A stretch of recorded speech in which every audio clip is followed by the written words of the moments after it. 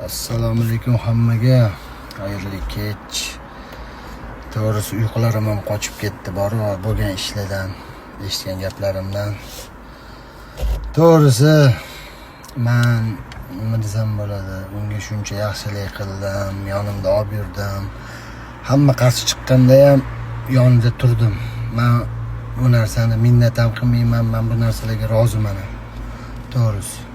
Prosta meni nomimga yoki men tarafga aytilgan gapini men lishni o'zim eshitganim uchun shunaqangi jahlim chiqdi.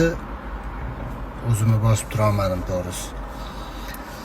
O'shanga sizlardan nima deydi shuni so'rab qolardim. Meni noto'g'ri tushunmanglar. Men hech kimga adovatim yo'q. Hammani omadini bersin. Lekin Saturn boshqa meni oldimda yo'q. Keyin hozir bitta video ko'rib qoldim. Kurantil Farruh qo'ygan. Bu videoda to'g'risi u narsa u aytgan gaplar umuman bo'lmagan. Umuman вообще ko'pirtirib bilmayman o'zidan qo'shib yozgan. Da u yerda Farruh umuman aybi yo'q. Bu narsani men nima deydi o'zim so'rab o'zim aniq qildim.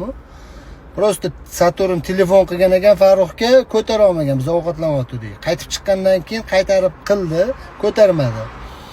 Keyin biza meni tashlagani kelganda yana telefon qildi, o'zi telefon qildi.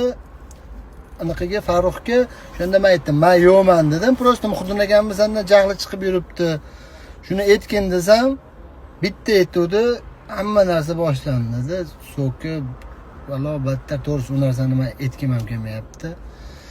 Men o'zimning quloqlarimga ishonaman. O'zim eshitdim bu narsani to'g'risi.